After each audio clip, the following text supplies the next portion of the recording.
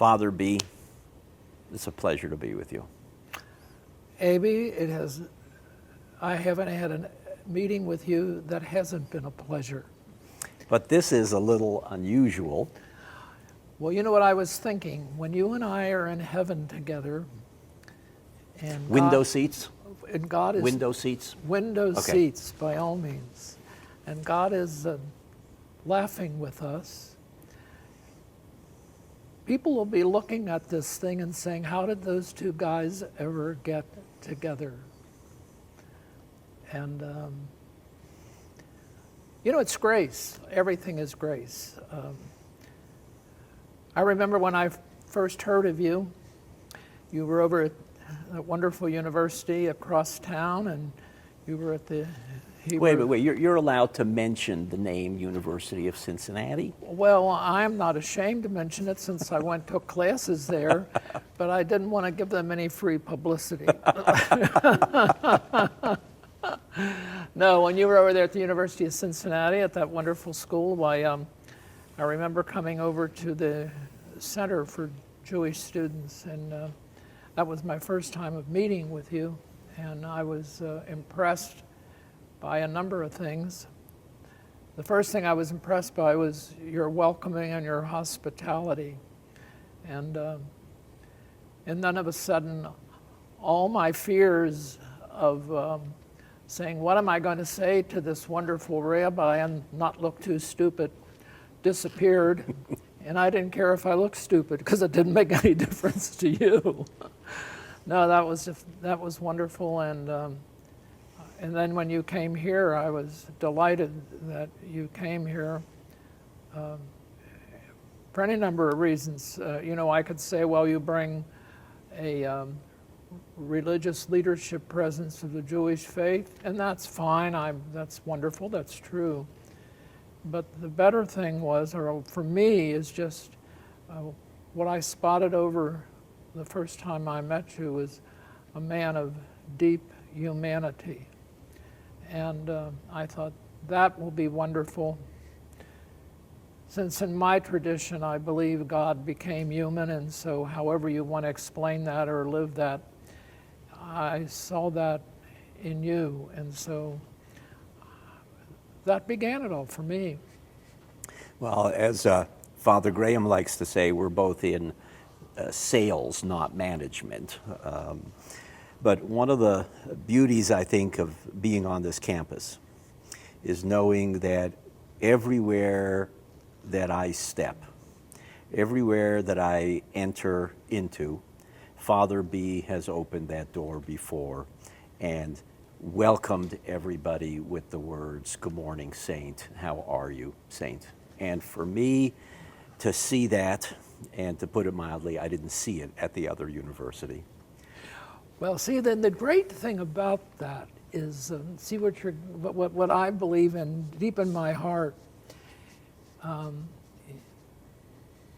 This probably could be taken out of context, but I can't worry about that. The great thing is that, see, that's the value of sin, human weakness. Because if we're too strong, we scare one another. But if we're weak, we welcome one another. And we support one another. And I don't think, I've never felt any sense of being in competition. Competition's all right for sporting events.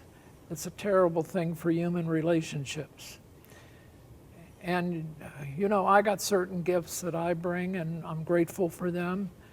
And you have gifts that you bring. You have, it's like this arranging for this wonderful dialogue. That's part of your gifts. You've got a great ability to spot how can the word get out.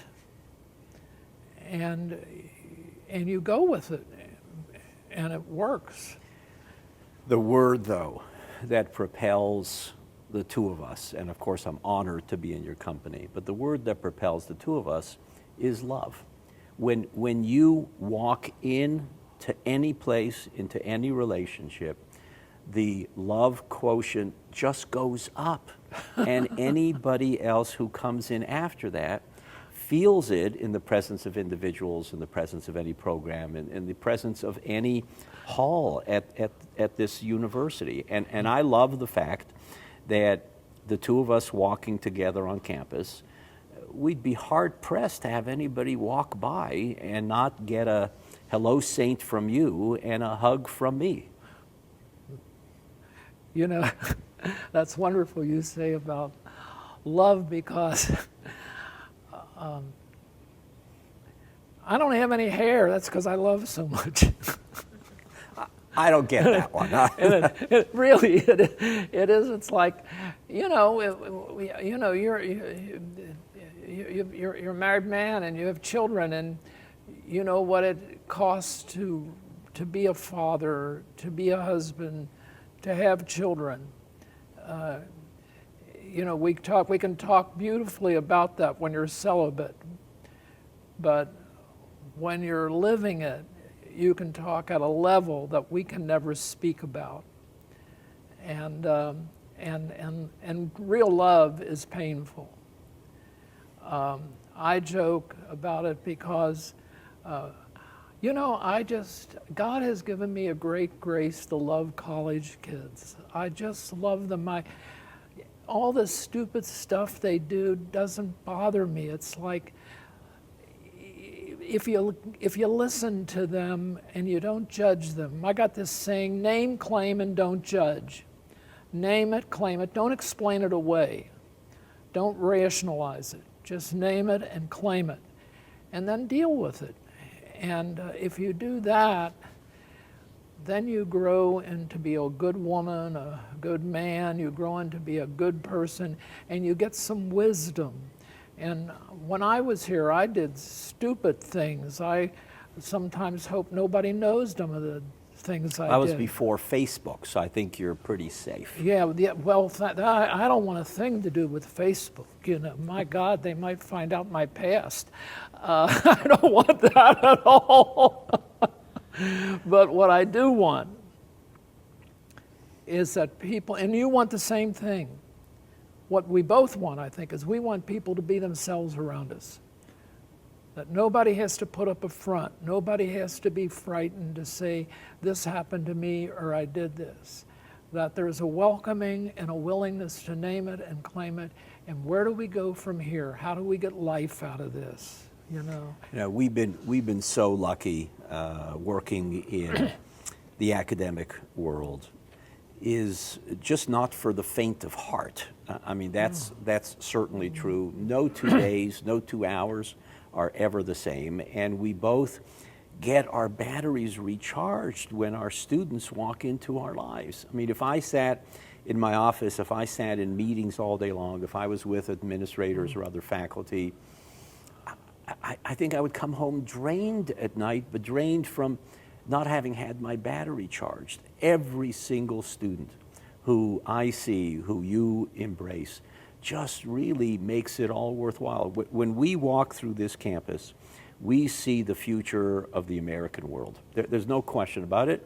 Now, increasingly, we see the future of the entire world.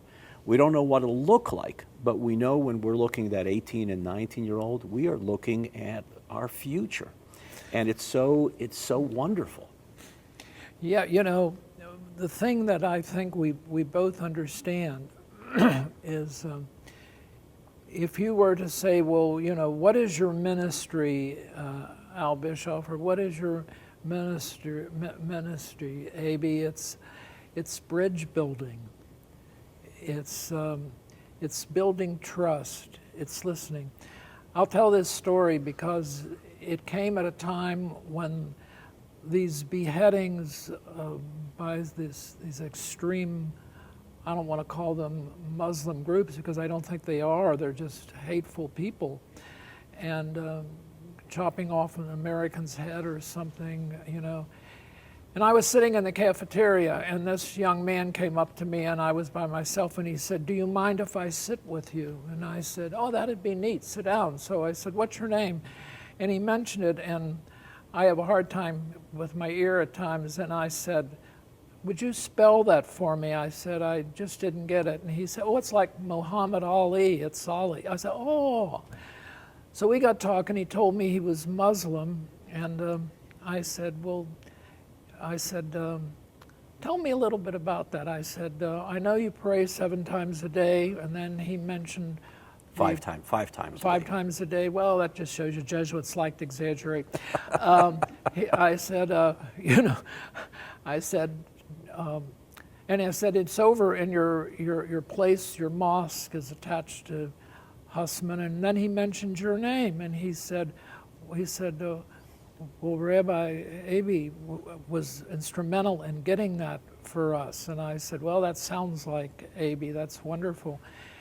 And then I said, well, what are you going to do today? And he said, well, I have to give a sermon at my prayer meeting. And I said, oh, what are you going to talk about? He said, I'm going to talk about prayer. And I said, good, tell me about what you're going to say so I can learn. And he said, well, he said, we people, we say we got to go pray. And he said, I hear Catholic kids say, I got to go to church. And he said, I think that's puts a burden on you. And what I'm going to talk about is just as I have a time to eat and a time to study, I got a time to pray. And then he said, it flows from my life and it becomes a part of me and it's not a burden. And I said, Ali, I said, that is really great. I said, do you mind if I use that in my sermon on Sunday? And he said, no, you can use that. And I said, good. And I said, another thing I want to ask you, I said, would it be all right if I joined you in your group in prayer? And he said, oh, yeah, that'd be fine. And I said, I know when I go in there is that little pool of water. And I said, now, do I wash, I know I take my shoes off, but do I wash my feet there? And he said, no. He said, but any spare part of your body, your arms, your head, your face, he said, you wash that, he said, you wipe that with water, because we believe that when we're praying, any drip of water that falls off, he said, is one of your sins being forgiven. And I thought, I said, that's just another form of confession. I said, that's really great. And I said, I really want to thank you. And I said, I have to go, but I can't thank you enough. And he said, well, before you leave, would it be all right if I came to your service on Sunday? He says, I know you hold that at 4 o'clock. I said, you're welcome. And he came. And I think, that's what you do. And I said, I told that to a number of people at Bellarmine, and they said that story just changed their whole attitude to the things they were hearing on television and radio about this ISIL group, and it just brought them a certain sense of peace. And I think that's what I see you doing with different groups. I remember that wedding ceremony that you held, and I was supposed to be a part of it, and I got sick and couldn't be there. But I think that's what you do. And well, here's how interrelated our worlds are. Since you mentioned that individual by name, you should know that he's one of 12 Xavier students who are coming with me for our interfaith medical service trip to Guatemala this year. He told me that. Yes, that's right. I forgot that. So we're both pretty good judges of character. Well, what it says is they come to us. But part of my family's story, both my parents are survivors of the Holocaust. And in that understanding of reaching to find love in everyone and finding love inside ourselves for everyone, my parents coming out of the Holocaust certainly could have been excused if they had hatred in their hearts. Maybe not for everyone, but maybe for people who continued the ruse of Jews being responsible for the crucifixion of Jesus, continued the anti-Semitism through 2,000 years, continued the scapegoating and the attacks against Jews throughout history. And that isn't how my parents told the story. As one of my formative teachers loved to say, that if God had given him 2 hearts as he had given him 2 legs, 2 arms, 2 ears. He could hate with one and love with the other.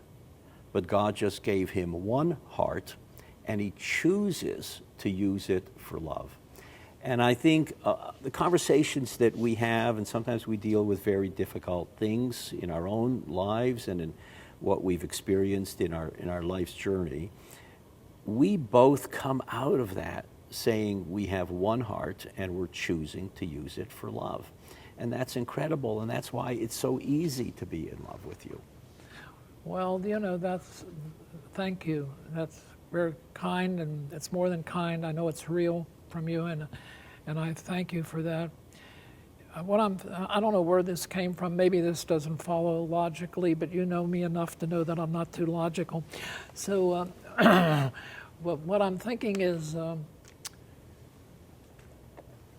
you see how you have helped my faith is since we have been discussing and just seeing each other and having a mutual respect for one another, I read the Christian scriptures differently because Jesus is Jewish. And one of your great, and I think this is, and if I'm wrong on this, just like I was wrong on 7 prayer towers, I'm probably not even got this correct, but I don't care. Then you can correct me and straighten me out, is that the Jewish rabbi tradition of telling stories. And I find myself, I'm a pretty good storyteller, but I find myself telling more stories. And I see Jesus telling so many stories, and I know where that comes from. And I just know that my homilies on Sunday are as good as the story I tell, because people hear words. Well, they can read a book to get words, but if they hear a story, they can connect, and the story goes home with them. And that's what builds faith, and that is the great gift that Jesus gave us from his being raised Jewish. Well, and one of the I'd say hallmarks of our regular meetings has been I'll encounter a text in Galatians, you'll encounter a text in the Hebrew Bible. We'll say, well, what do you think of this here? Where can we go with this here? Mm-hmm. And what a delight to just address those things not only between us, mm-hmm. but shared so beautifully between us. And I thought you used to quote me a lot in your Sunday sermons. I'm going to have to start showing up. Well, they always listen when I quote you. But how much fun is it for me to be at this Jesuit Catholic campus, to walk around with my name tag, as is usually the case, and for people to see Rabbi Abie and to say, okay, I think I have to figure this one out. I mean, I'm so lucky. See, the other thing we're lucky about is when I went to this school as a kid, young man, I loved it here. It was a different time, it was a different age.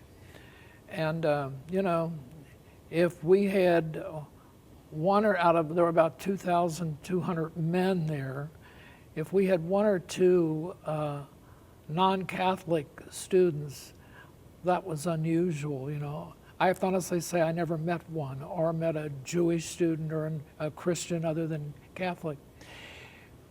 I was just thinking this morning, the beauty of this is, and you referred to it earlier, I think, that I feel like I'm in the world. Because there's not only a religious diversity, which is healthy and good, because it forces me to realize, how do I live this Catholic faith, this Jesuit tradition, in this world that is so varied in its richness of traditions, and how do I live that? And the other thing is, I feel sometimes, now this you'll understand me. I feel sometimes like I'm God looking at all the people he created. Now, I don't mean that I'm God, but Wait. But if you were created in the image of God, yeah. then God must also look like you.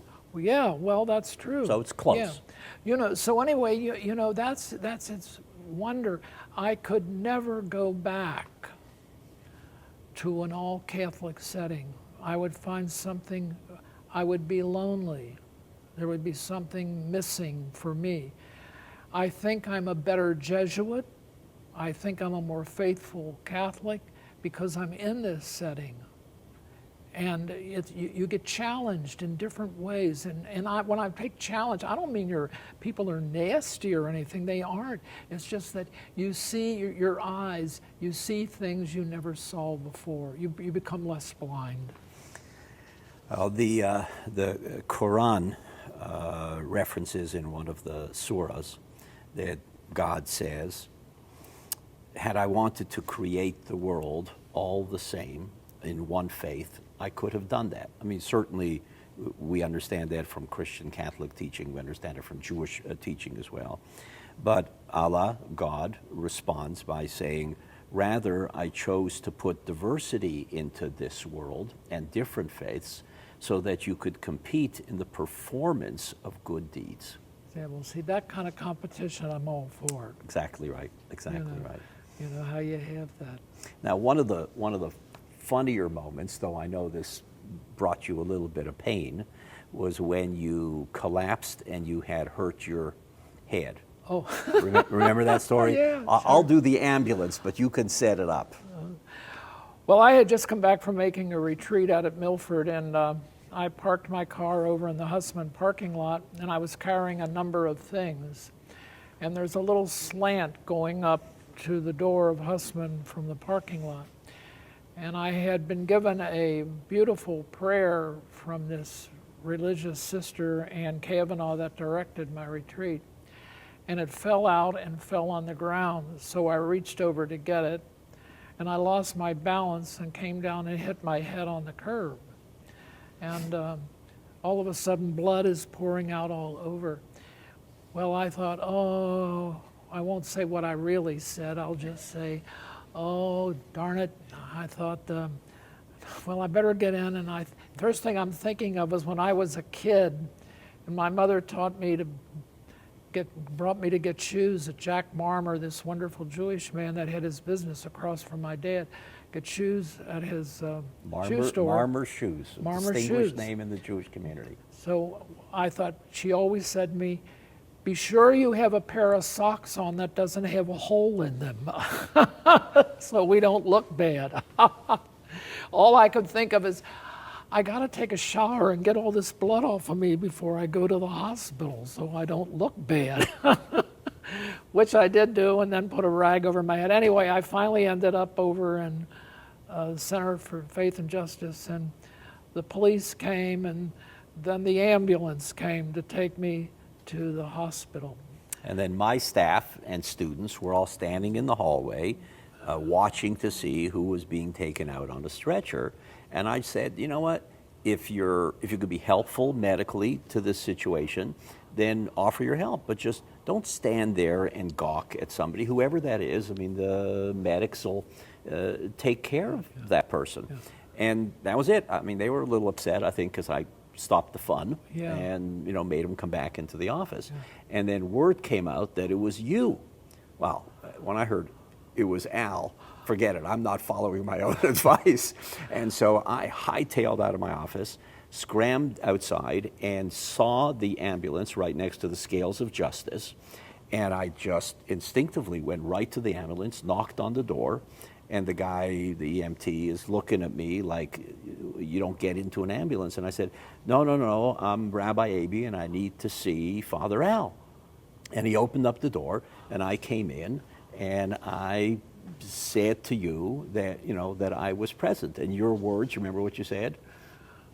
No, I don't. You said, thank God I have my rabbi here. Oh, that's right. Yeah, I knew. Yeah, yeah. And we just started talking, and I Yeah. kissed you on your head and asked for your mother's name so that I could offer a prayer for your healing. That's what I remember was the prayer. That was just so beautiful. That just took me over to the hospital in great joy. And the driver kind of looks in his rearview mirror and is like, okay, this is like the start to a joke. A priest and a rabbi are sitting in the back of the ambulance, and we're not going to the hospital. So finally, I did get out of the ambulance, which was good. Well, that was a great moment, and I must admit, I enjoyed that so much. I would fall on my head again. It was a wonderful, wonderful experience. A follow-up on that is, when you go to the emergencies, they put you in these little tents and squares. And I'm there, and this young man came by, and he looked up and he said, "Father B, what are you doing here?" And I said, "Oh, I fell on my head." And I said, "What are you doing here?" He said, "Oh, I'm looking for Al Bischoff." That's great. And I said, "Hope you find him." Well, and there's generations of students here who only know Father B. That's right. That's right, and that just proves it. So that was so the whole event was wonderful. But that was getting back to the ambulance moment. I'm so glad I said that, because sometimes I forget things I said, and sometimes I can say stupid things, but that's all right. But that was a good moment. Father B, you're always optimistic about the future. You look at the faces of our young students, and it brings a smile inside you, not only outwardly. Why are you so optimistic?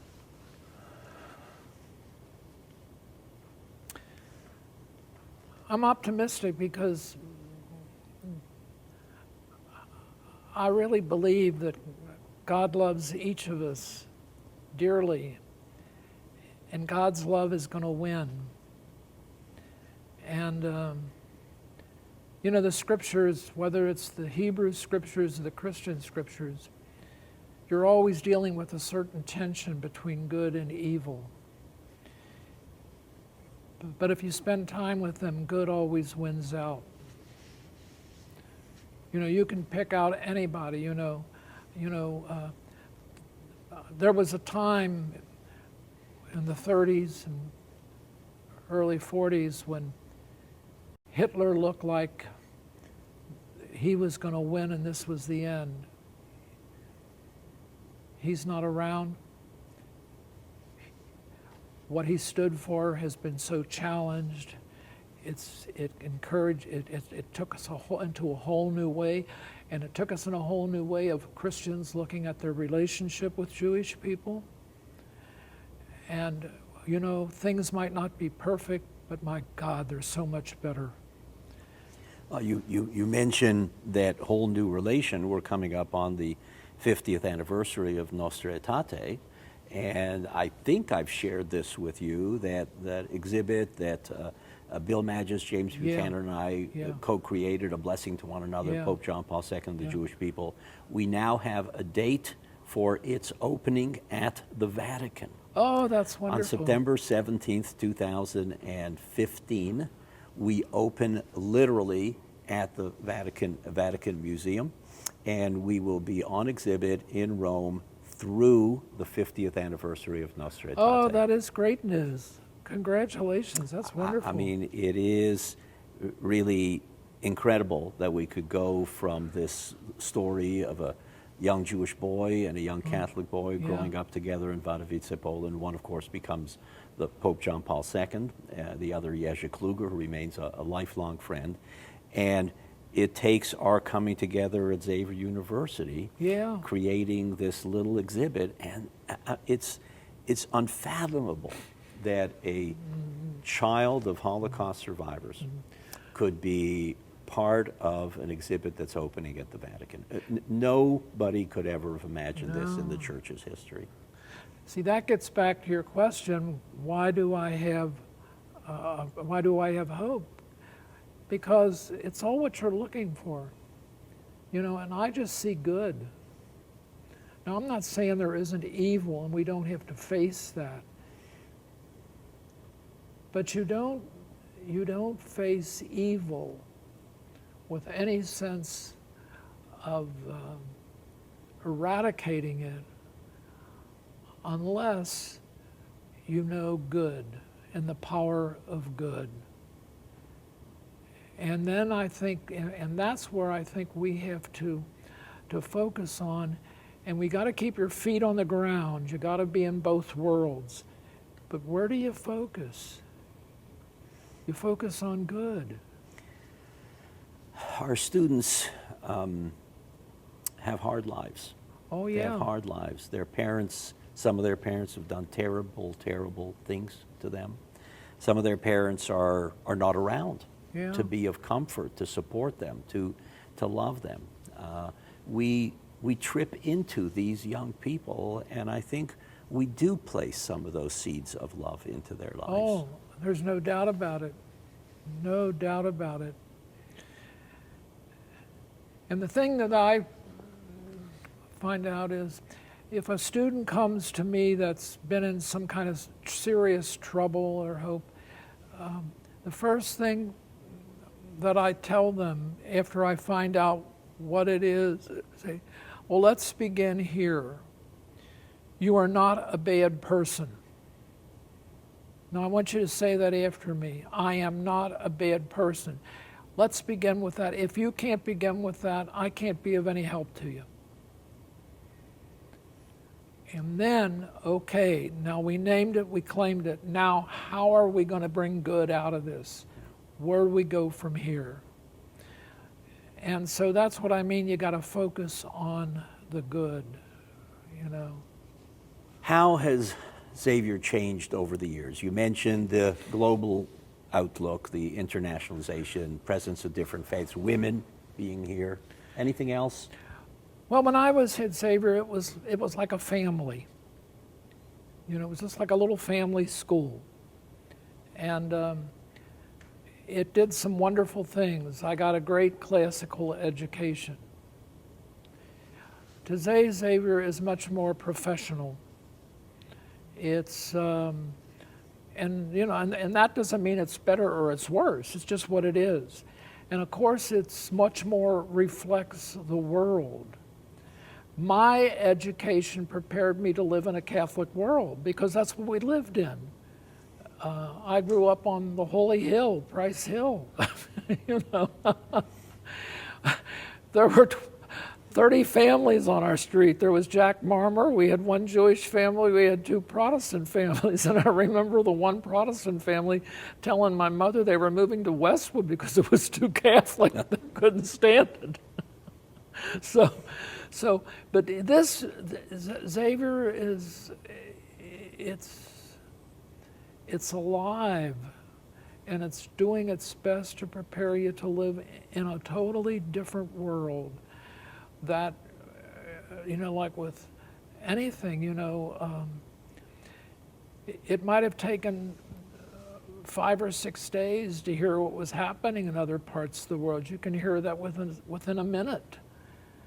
And so, and I think there's a sense of wanting to learn from one another and not being afraid to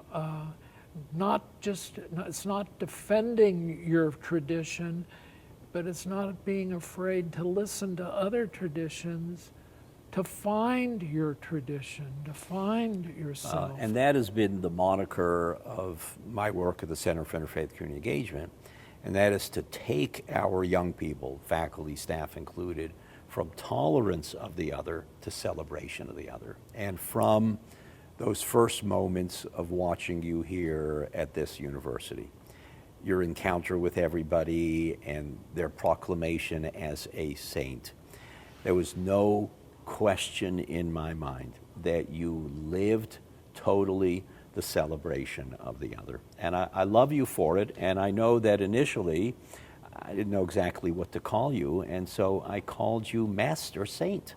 I mean, you cannot call every single student you encounter a saint and not be a master saint. Master saint, I love you. Well, just remember that in my definition of saint, there's sin. And that's how we become holy. We name it and we claim it and we move. We see, how do I live with all of this? It's like I was thinking for myself, there's a spoiled little kid in me that's been hurt in childhood. And that little kid in me wants to solve every problem by going to Grater's and buying ice cream. When your cheekbones go up in your classic smile, you are such an incredible human being. And that is what God looks like. Well, thank you. And the other thing is there's a performer in me. See, I really thought growing up in high school and college, I'd love to go to New York and get on the stage. But then the thought came to me, maybe nobody would come. But if I became a priest, they got to go to church. I'll always have an audience. So it wasn't all that holy, pious stuff. It was, that's how God works. It's deeply human stuff, and that's where I felt the call, and it's, and it's like getting back to meeting you. There was a whole sense of, I want to go over there. This will be a whole new world for me. I might not know how to act, but I don't have to worry about knowing how to act. I'll just be myself and see what happens. And I think that's what it is with you. I look forward to our next meeting. We might just do it without cameras. Good. That would be wonderful. Thank you.